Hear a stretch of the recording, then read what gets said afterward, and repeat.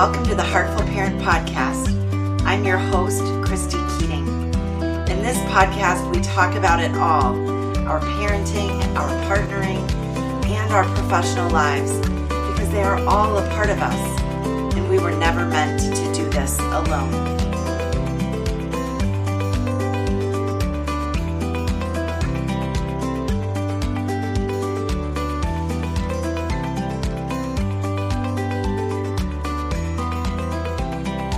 Hello, friends. I have quite an interesting treat of an interview for you today. We are speaking with Dr. Peter Gray, who is a research professor of psychology and neuroscience at Boston College, who has conducted and published research in behavioral biology, developmental psychology, anthropology, and education. He is an author of an internationally acclaimed introductory psychology textbook, which views all of psychology from an evolutionary perspective. His recent research focuses on the role of play in human evolution and how children educate themselves through play and exploration when they are given the time to do that, when they are free to do that. He has expanded on all of those ideas that he has uncovered in his research in his book, which is called Free to Learn: Why Unleashing the Instinct to Play Will Make Our Children Happier, More Resilient, and Better Students for Life, which has actually been translated into 18 different languages. He also authors a regular blog called Freedom to Learn for Psychology Today magazine, and he's one of the co-founders of the nonprofit, the Alliance for Self-Directed Education, as well as the nonprofit Let Grow, the mission of which is to renew children's freedom to play and explore, independent of adult control. You can follow him on Facebook and find his published articles on his website.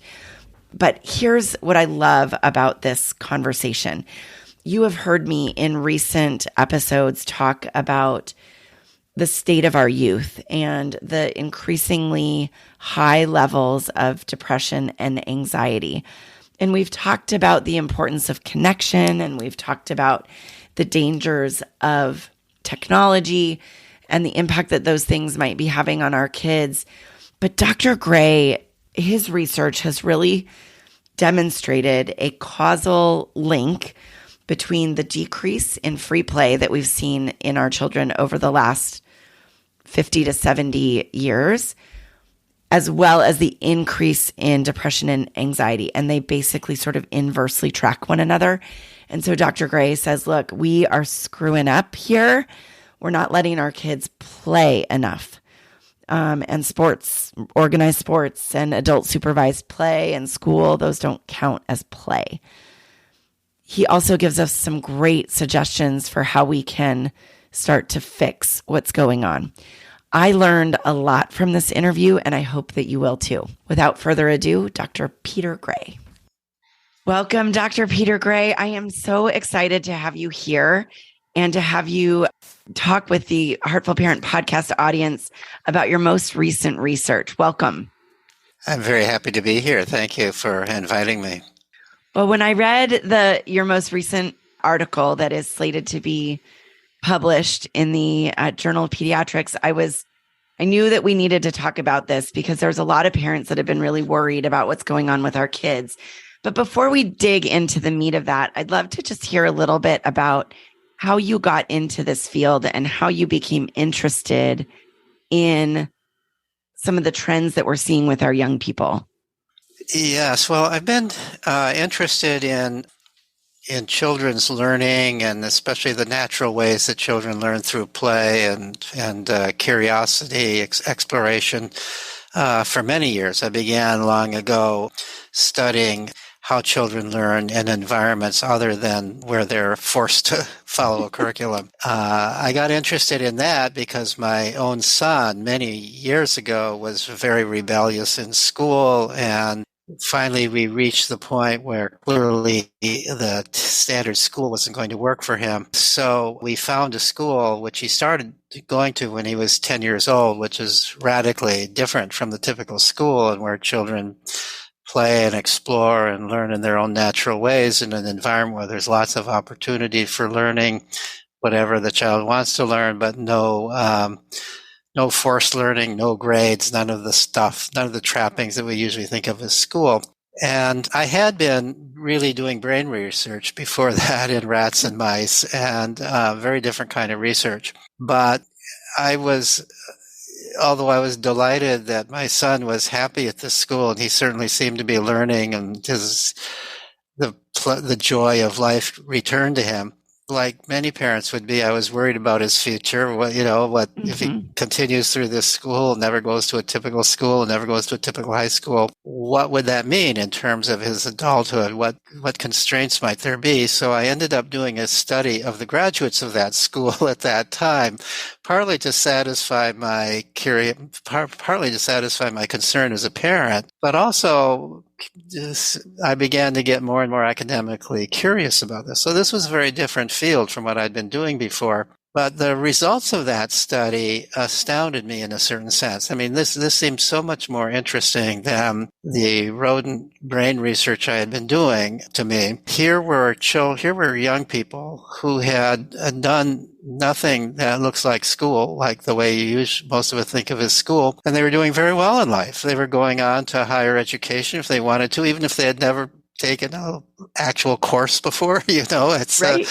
That's pretty remarkable. And they had gone on to the whole range of careers. They had developed passionate interests, and many of them were in careers that followed those interests.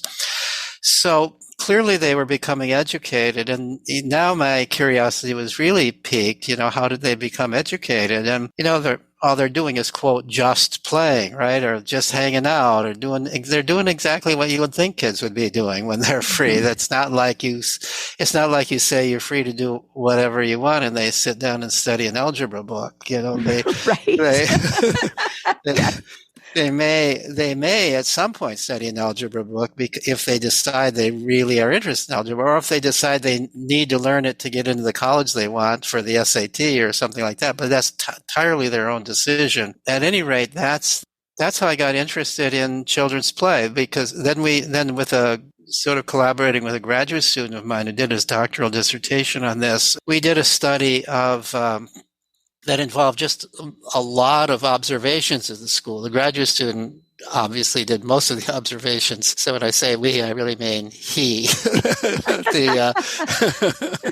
But I was kind of directing it, and we published an article together on it. But he took very systematic observations of especially age-mixed play at the school. There are kids there from age 4 on through high school age, and they're not segregated by age. And the founder of the school had always argued that age mixing is the key to education there. The little kids are always learning from older kids, and in many ways, the older kids are learning from younger kids, learning how to be nurturing and caring and retaining some of their energy and creativity by interacting with younger kids. So I've written articles about age-mixed play based on those observations. And so at any rate, this all got me very interested in play. I began reading whatever research had been done on play, realized that play is given its importance to human existence, is a very under-researched realm. And so that got me started. And then there was another experience that also played a role here. About 20 years ago, it's amazing that it's that long ago. Time flies, right? After my first wife, the mother of that son that caused all that trouble,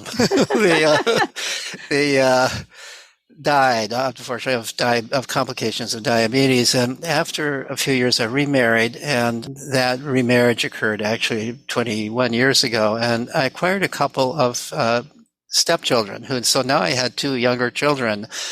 And but it was a new time. It was a different time. And I realized that these children are not as free to just go out and play.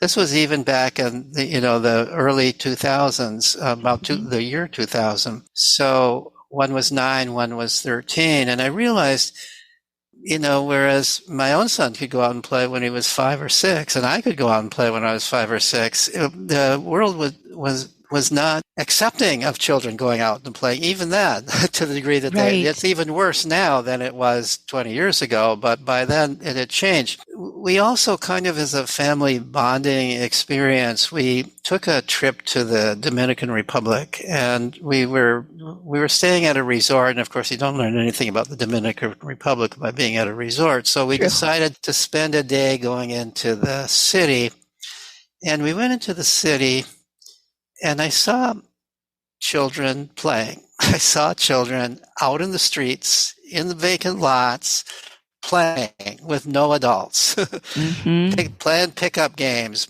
soccer, all kinds of games, kept playing. And I said to my stepchildren and to my new wife, this is how I played. Yeah. This is the way the United States used to be. Yeah. And so it just, those experiences struck me as, wow, we have really changed children's lives. And given everything I had learned about play and thought about play, the research on play, I thought, this can't be good for kids, that we're taking away play to the degree that we have. And so then I began to look into, this was not my own research, but looking into other people's research on changes over time, over decades, in the rates of mental disorder among young people, and was astounded by what had been found, that the rates of anxiety and depression and even suicide had increased dramatically over these same decades that play had been taken away from children. Real outdoor free play had been taken away. This is kind of what I would have expected to occur, and it is what occurred. So, but nobody had really described that connection. There were people who had documented the decline of play, and there are people who had documented the increase in mental disorder, but I couldn't see anybody really making the connection between the two. To me, it immediately seemed obvious. You take away play from kids and they're going to be depressed. You take away the opportunity to learn how to control your own behavior, which is what children learn in play, and they're going to have difficulty dealing with the bumps in the road of life. They're going to fall apart. They're going to, it seems like a no-brainer to me, but yet people hadn't really been talking about that, and there's still not much talking about it. So at any rate, I published an article in 2011 in the American Journal of Play called The Decline of Play and the Rise of Mental Disorders in Children and Adolescents. And it got a little bit of attention, but not a lot of attention. And I've been talking about this I wrote a book called Free to Learn, which I talked about this, among other things. I wrote a book. I've written many, many blog posts for Psychology Today. I've published some other articles, which I talk about. But somehow it hadn't grasped, like the world that hasn't gotten the message. Right. So the result of all that was I decided I'm leading up to this article that is coming out in the Journal of Pediatrics. So I decided maybe I can get the message out if we can publish an article that brings together, in a fairly short and simple article, brings together all the converging evidence that there's a cause-effect relationship between the decline in children's play and other independent activity and the mental anguish that children are suffering today. And if I publish it in the Journal of Pediatrics, maybe people will take it more seriously than if I publish it in the American Journal of Play, right? I mean, nobody takes play seriously, right? So exactly. And also, I talked. I got a couple of people that I'd worked with before. I would kind of regard them as colleagues who are very prominent developmental researchers. One is David Lancy, who is, in my opinion, the leading cross-cultural researcher on children. He's studied children in many cultures, especially in indigenous cultures or near indigenous cultures, and has written many books, very prominent researcher from an anthropologist. And the other is David Jorkland, who I've collaborated with. He and I actually are co-authors of an introductory psychology textbook, which I had originally written, and then he's taken over the revision of it. But he's also written textbooks on children's cognitive development. So the idea was, let's get three, besides me, two other researchers who are very well known in their field, very solid scholars, and me publishing this article, the American, and getting it in the eyes of pediatricians who we thought would be interested in this. So that was what led to that article. That it's an attempt to get the message out there. There is some new research. There's constantly new research that contributes to this, but it's not so much the idea that there was some brand new research that led to new insights. It's that this, I think, is the first article that brought all the various converging lines of research together to make this point that, look, if you take play and independent activity away from children, as we have done, you get what we have. Children who are suffering at record levels from anxiety, depression. The suicide rate among children is now about 10 times what it was when I was a kid in the 1950s. This is a tragedy that we ought to all be terribly concerned with.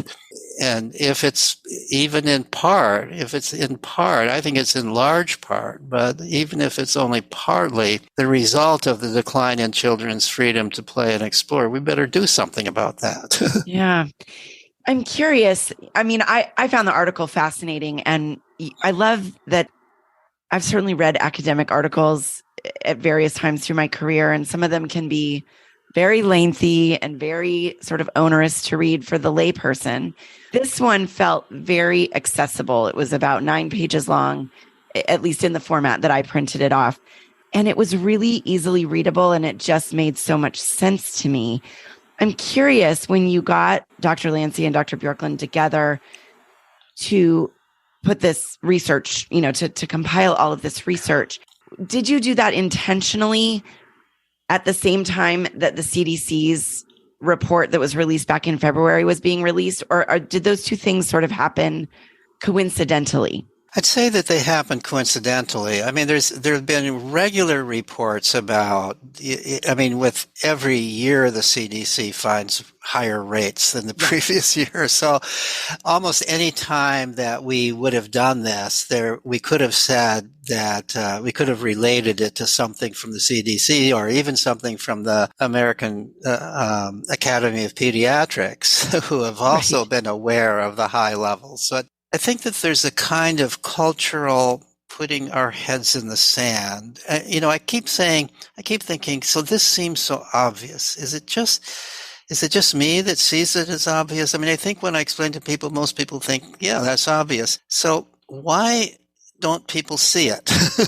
Right. And I've come to the conclusion. So I attribute it to this change partly to school, because school is taking over more and more of children's lives, and it's also affecting our view of children. It's affecting the way parents deal with children. The amount of time that children are spending in school keeps increasing. The school year is 5 weeks longer now than it was in the 1950s when I was a child. The school day is in many cases longer, but even more than that, we now have homework, even in the early grades, which wasn't true decades ago. Yes. We have greatly reduced recess. We have recruited parents as sort of teaching assistants. They're supposed to be monitoring homework and making sure their children, and they get called in. And parents, I must say, have oftentimes taken the initiative on that. They're willingly assistance on this. So even when the child is out of school, the child is still in school, often at home. And then on top of that, we have also developed these fears that it's so dangerous out there for children.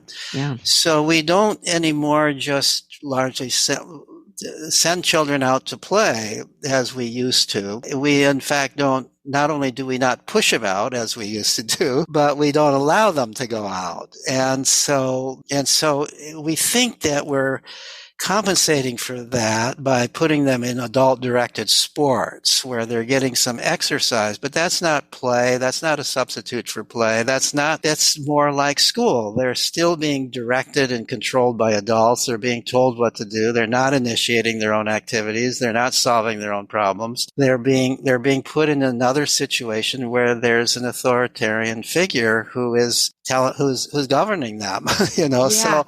So we have pretty much taken children's autonomy away from them. So the combination of those things really has resulted in a dramatic change in children's experiences, not just from the 1950s, but a change from, like David Lancy's work shows that children in all cultures, in all traditional cultures, are way more free for explore and play, but also free to work. I mean, to do real things in the real world, independently of adults, or at least not under direct supervision by adults.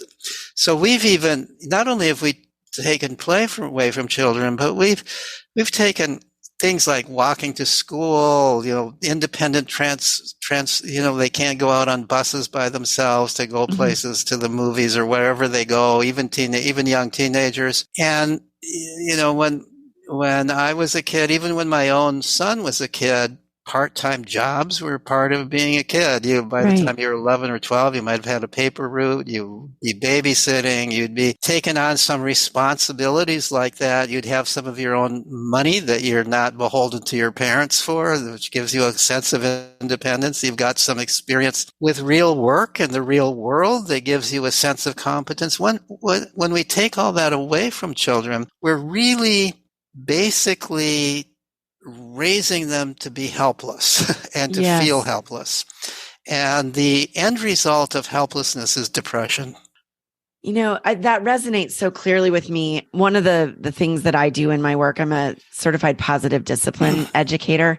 And we talk a lot about the importance for children to feel a sense of belonging in the group that they're in and a sense of significance, which I think is what you're touching on right now, that idea that they need to feel like they can contribute, that they can influence their own outcome, that they matter, that they are important in the group that they are in. And I think I see, and I don't accept myself from this. I think I'm in it too, right? As a parent I've got a 13-year-old and a almost 6-year-old, but we have a tendency. In fact, my husband and I were talking about this just last night because I was telling my daughter she had promised that she would vacuum. She needed to follow up with the vacuuming. And my husband was saying, but she's got homework, right? Yeah. And I said, she needs to contribute at home regardless of the obligations out of the home. And so anyway, we got into a whole discussion about it, but I think we tend to do for our children things that they are capable of doing for themselves, which, as you just said, leads to depression, right? I think you've put your finger on something there that we've almost come to the conclusion that the primary job of the child, and maybe even the sole job of the child, is school. Yes. So we preserve their time for school by doing things for them at home that they should be doing themselves. Yes. And we're not doing them a favor by doing that. We've got a generation of people growing up who don't know how to cook, who don't clean their own rooms, who don't, and they don't feel good about that. They feel incompetent because they can't do that. Right. And this is another way to look at this. There's a whole realm of psychology that talks about basic psychological needs theory, it's called. And the basic psychological needs for people of any age, whether we're talking about little kids, middle-sized kids, adolescents, middle-aged adults, older adults, our basic needs to feel satisfied with life are the need for autonomy, the need to feel like we're making our own decisions, that we're doing what we want to do, that we're not slaves to somebody else, that we're not being always controlled. That's number one. And secondly, we need to feel competent. Not only do we need to feel that we can be free to make choices of what to do, but we need to feel like we're capable of doing those things. Yeah. And the third is relationship, which is we need to feel connected to other people. We need to feel, and we especially need to feel, connection to parents is one thing, but children we need to feel connected to peers. We need to feel connected to people in our cohort. We need to feel like, because these are the people who are our potential mates, our potential work partners. These are the people for whom throughout life we're going to need emotional support as well as real world support. So these are the three needs. Now, how do these needs get satisfied? So for young children, the primary means of satisfying, and by young, I mean at least up until 12, the primary means of satisfying them are play. Play with other people. Play is autonomy. Play is the place where children are making their own decisions, solving their own problems, taking control of their own lives. It is, in some ways, the only place. Other than that, they're always being more or less controlled. So, and also play is how you become competent in the things that you care about. Competence. So we might say, well, we're putting all this effort into making our children competent in school, but and maybe that's satisfying for some children, but for the great majority of children, that's not real competence. They don't sense that as even the best students. You talk to them, and by the time they're in high school, they're cynical about it. Yes. I get A's because I've learned how to play the game. I've learned how to play the game. I've learned how to memorize stuff. I've learned the right way to cram for tests. I've learned how to please the teacher. I've learned those things. There's not a real sense of competence. What people want to feel competent about are activities that they care about, or activities that are real world activities that really have to do with production in the real world, things that people really do in the world, not prepare for tests, and get high test scores. Yes. So when we deprive children of these real world activities, we deprive them of play, we're depriving them of being able to develop a sense of competence because we're not allowing them we're not allowing them to work at something that they care about, that they become competent at. And then with relationships, for children under the age of 12, a friend almost by definition is somebody that you play with. That's how you make friends, is through play. And as you become a teenager, friendship takes on other kinds of meanings, but this is the way children develop relationships, is through play. And then for teenagers, increasingly, even teenagers are monitored all the time. It used to be teenagers really need a lot of time just hanging out with other teenagers away from adults. They need to be able to complain about adults. They need to be able to talk about things they don't want their moms and dads to know about. They need that. And we're not allowing it. And so we're not allowing, and then the only way they can do it is through social media. And then we complain about that. We complain that they're on social media too much, or they're communicating too much so we don't allow them to get together in the real world. And then we complain about their getting together, in the virtual world. So this is what we've created for where we've children. landed. And we've deprived them of the basic psychological needs that anybody needs for a happy and healthy psychological life. So it should be no mystery that we're seeing so many unhappy kids. And as I was saying earlier, that sense of belonging and significance, I think it fits so perfectly with what you just described as the needs. And of course, positive discipline is based on the psychology of Alfred Adler. So, what you were describing just really resonated for me in terms of what our kids need. So here's a couple of other questions for you about this, because I'm sort of imagining what some parents might be thinking as they listen to this. And the first question actually comes from my father-in-law, who said to me, well, the reason I think that kids are so depressed right now and so anxious is because all they hear about is gloom and doom, right? They hear about global warming. They hear about the war in Syria and in the Ukraine. Like, they hear about all of these terrible things happening. And that's the thing that has them down. What is your response to that? Well, with all due respect to your father-in-law, I disagree. That's totally fine. I think that those things are more likely to depress adults than kids. I think that very often we project upon children the things that bother us. So let me tell you about a time that was more doom and gloom than today, the Great Depression of the 1930s.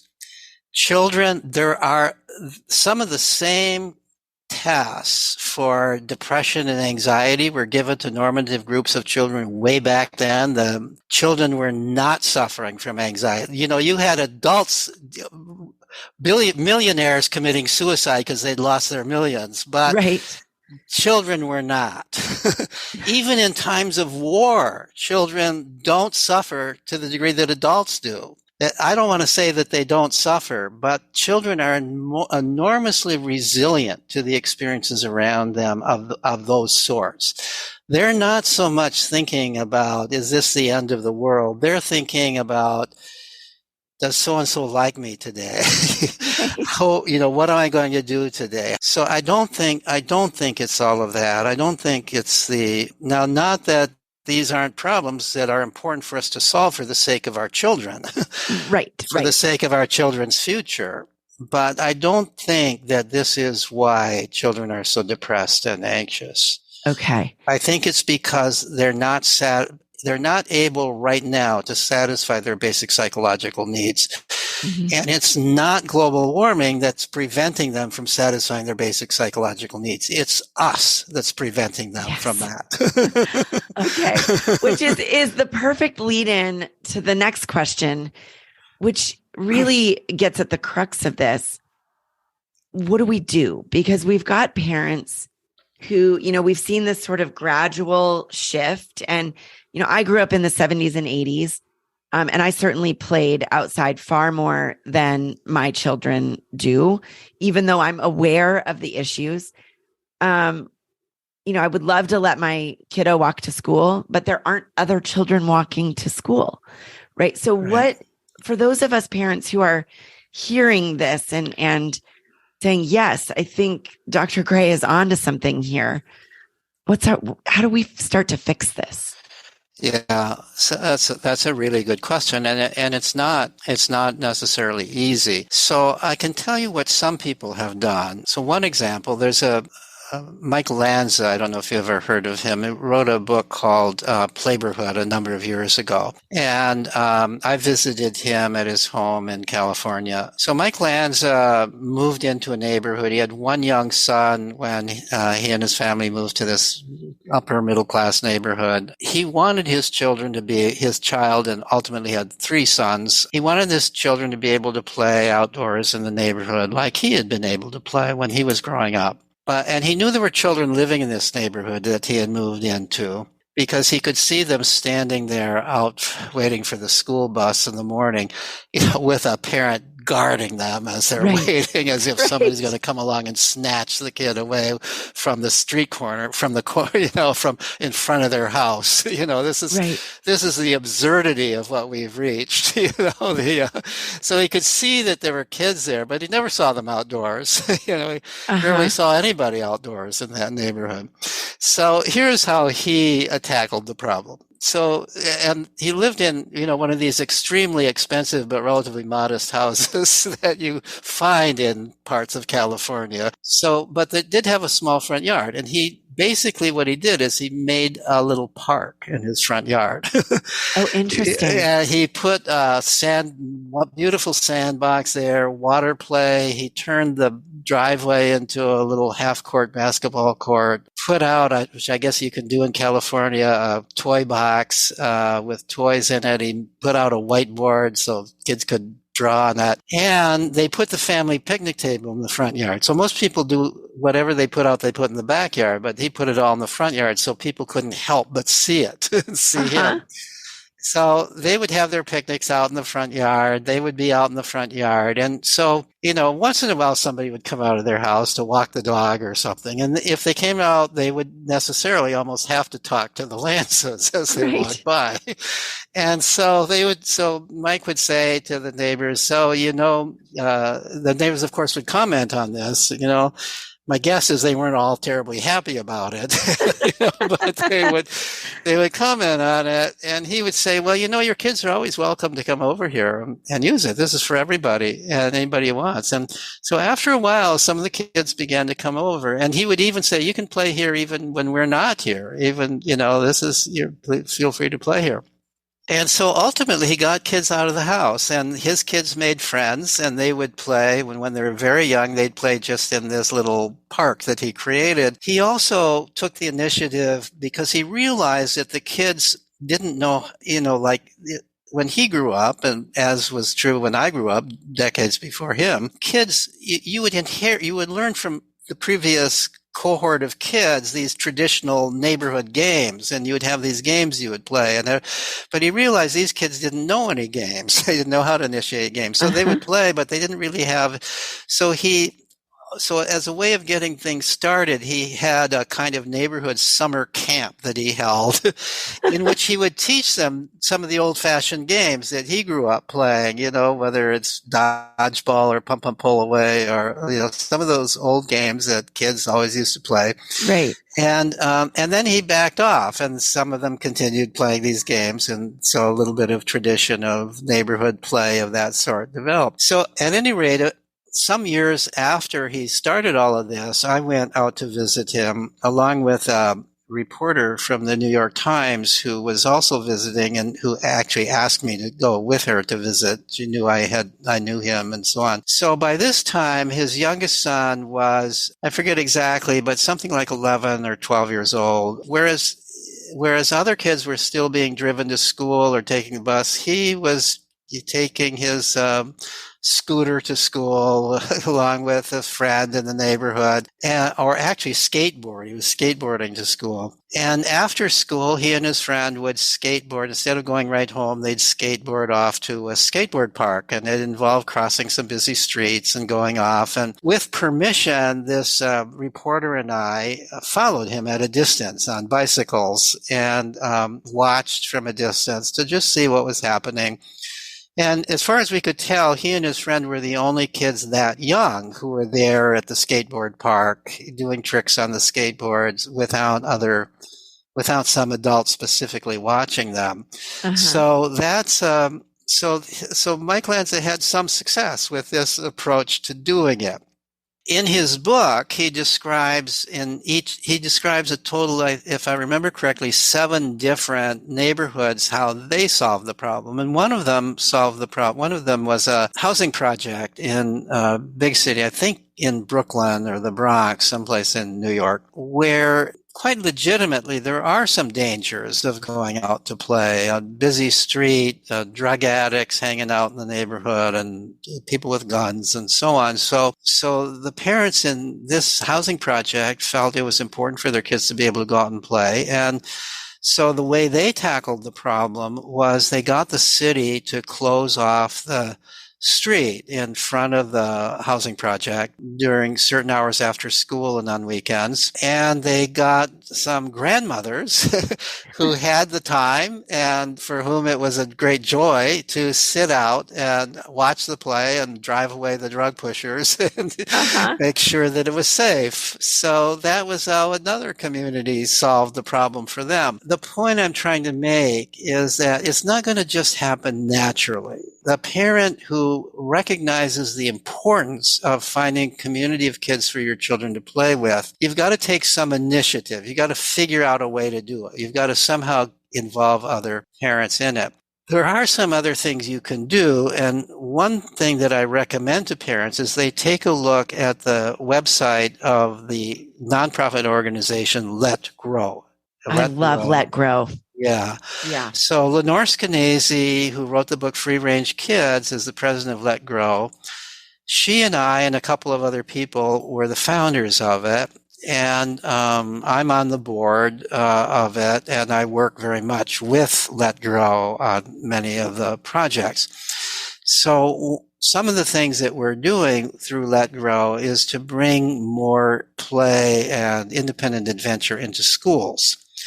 There's a program that the schools call Play Club, which was actually kind of my invention, where the idea is that this is an hour of free play at school where all the children combined from kindergarten through fifth grade, because most of this is in elementary schools, right, are all playing together. They're playing indoors, they're playing outdoors. As much of the school as can be spared for play is opened up for play. All kinds of different ways of playing, both vigorous outdoor play, play in the gymnasium, play in the art room, play in other rooms where there might be games, and so on. And it's age mixed, and much of my research shows the value of age mixed play among children, that younger children are always learning from older children and vice versa. Older children help younger children solve their problems.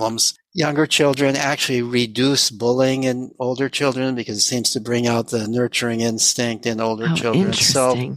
So age mixed play from my research is more valuable in many ways than age segregated play. And it's also, from an evolutionary perspective, play in our evolutionary past was probably always age mixed because we didn't segregate children by age, and there were never enough children of the same age living in the same place that you would just be playing with other kids within a year or two of your own age. You'd always be playing across ages. Right. And also throughout most of history, it was kind of the responsibility of older kids to take care of their younger kids. And the younger kids in the family, and the way they would do that is bring them out to join them with their friends in play. And so that also adds to age mix play. So at any rate, the age mix aspect of it really is part of why this play club works so well. And a lot of the teachers and people observing it recognize that. So that's one thing that happens. And I think that parents can play a role in encouraging their school that their children are going to adopt this.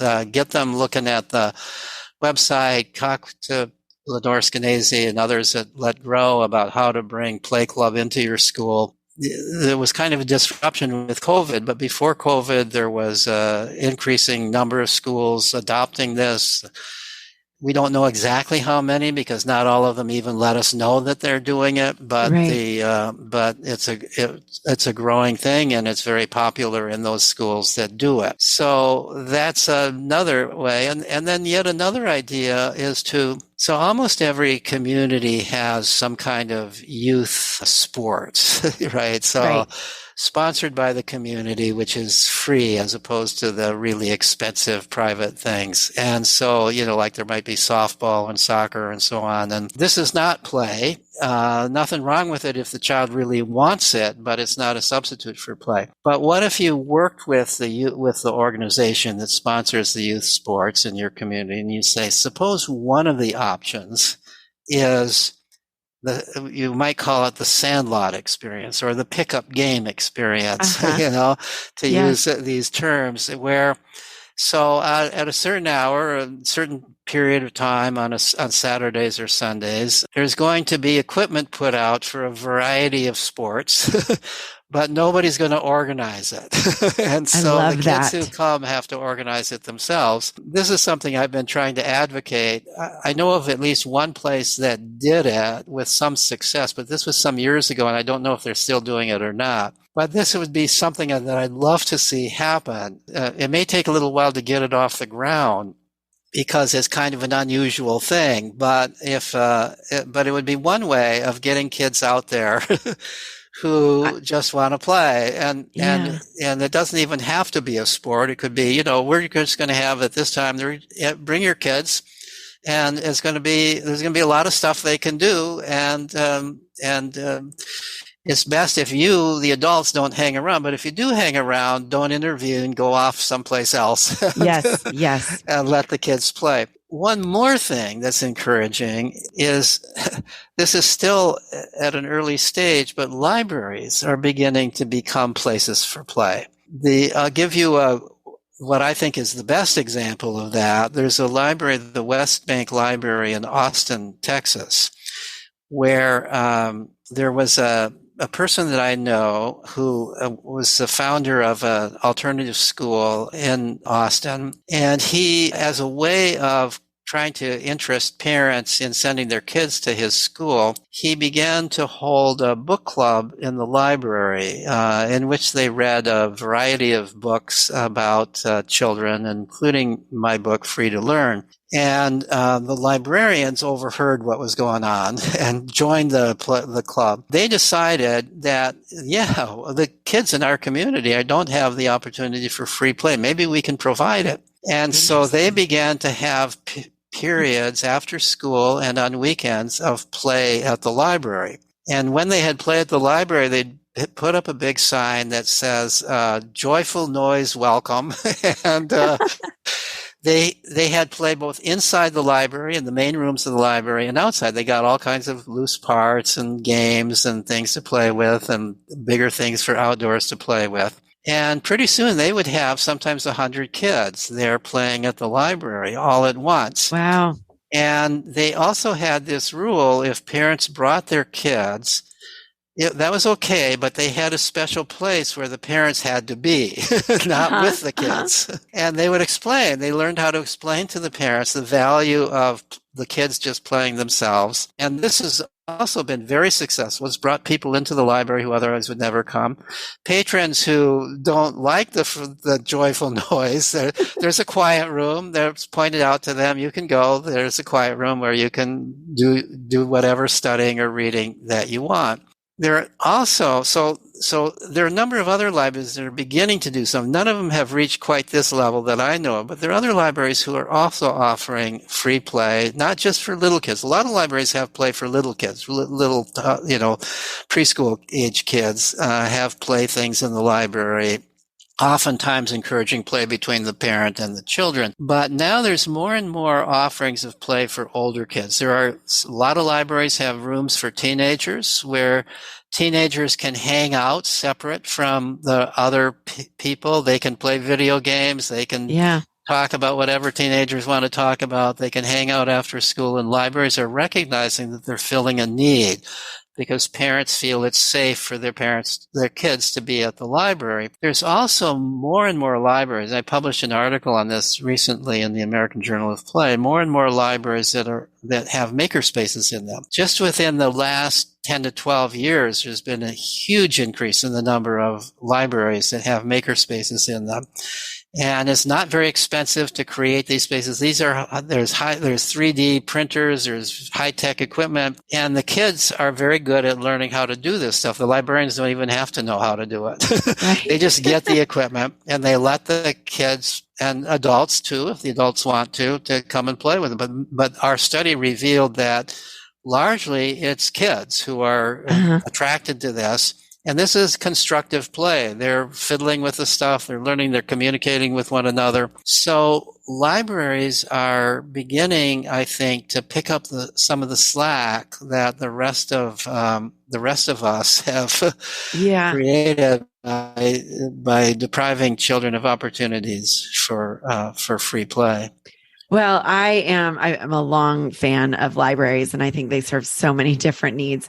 I think, Dr. Gray, we could talk for hours. Obviously, your depth of knowledge on this area is so vast. I think for me, the big takeaway of everything you just shared is that we can make a change, but parents have to start, making the connection between the reduction in play and the increase in depression and anxiety. And then 2, like all things that all issues that we deal with, parents need to decide that it matters enough to do something about it. As you said, this isn't going to happen by accident, right? We've got to get in there. Like I said, I think we could talk for hours longer. I love listening to all of the knowledge that you've been sharing, but in the interest of time, if you could share with parents just 1 or 2 quick things they could do this week, what would you say you'd love for parents out there to do? I would say the first thing you might do is sit down with your child and say, is there something you would like to do that you haven't done, either because you're a little afraid of doing it or because I wouldn't allow it? Find out what they would like to do. And then talk about, well, maybe you could do it. Right. Or maybe you could do something at least close to what it is you would like to do. But the first thing is to talk with your kid about this. And the other thing to do, I guess, the parents can do right off is examine your own priorities. What do you really want for your child? Yes. And I think that sometimes we almost reflexively, without giving it a lot of thought, we believe that their school performance is the only thing that's important, or they're the main thing that's important. And that somehow getting them into a fancy college, especially middle class and above, this is almost the goal of parenting, getting them into a fancy college. Right. And sometimes the way I put this to parents is to think about, if you were thinking about a eulogy to you, which would be more valuable? That somebody said, made it into Stanford, or that somebody said, this was a happy person. This was a person who was passionate about their job. This was a person who was a good parent. This was a person who was a good neighbor. This was a person who really enjoyed life. And I think that most parents, when they think about it, they want to raise somebody who really enjoys life. Yes. We know there are a lot of people at Harvard and Stanford who don't enjoy life. Yeah. We know there are a lot of billionaires who don't enjoy life. We know there are doctors and lawyers and all these people in high places who don't enjoy life. How important is it for us to get our kids into those positions compared to how important is it that we give our kids the opportunity to figure out what they really love to do, and then we support their goals. But we have to allow them the opportunity to discover what they like to do. Otherwise, they can't even create goals for what they like to do. And how do they discover what they like to do? It's through free play, free exploration, pursuing their own interests. And you can't do that when you're constantly directed by adults. Dr. Gray, I can't imagine a more perfect note to end on. Very sage advice. Thank you. Okay. Thank you for joining me on the Heartful Parent Podcast and for all the work that you're doing in the world to help our kids grow up healthier and happier. Thank you. Thank you. Oh my goodness, y'all. I could have talked to Dr. Gray for so much longer. As you might have noticed, I didn't ask a lot of questions. He had so much wisdom to share and just a depth of knowledge that is so fascinating as we think about what's happening with our kids. And I think we've got to take this wisdom, this recognition that we are worrying perhaps about the wrong things and not letting our kids play enough. We've got to take heed, take heart, and run with that so that our kids can, so that we can start to reverse the trend of the levels of depression and anxiety that we are seeing. As I said at the beginning, you can find Dr. Gray on Facebook. You can also find all of his published articles, including the one that he and I talked about in this interview, at petergray.org. I hope that you'll check that out, read the article. It makes so much sense. And I hope we can all start making some changes for our kids. In the meantime, please don't forget to subscribe to this podcast. And hey, if you are enjoying what we're talking about here, I'd be so grateful if you could drop a review and maybe drop a 5-star rating in there so that other heartful parents just like you can find these important conversations. Take care.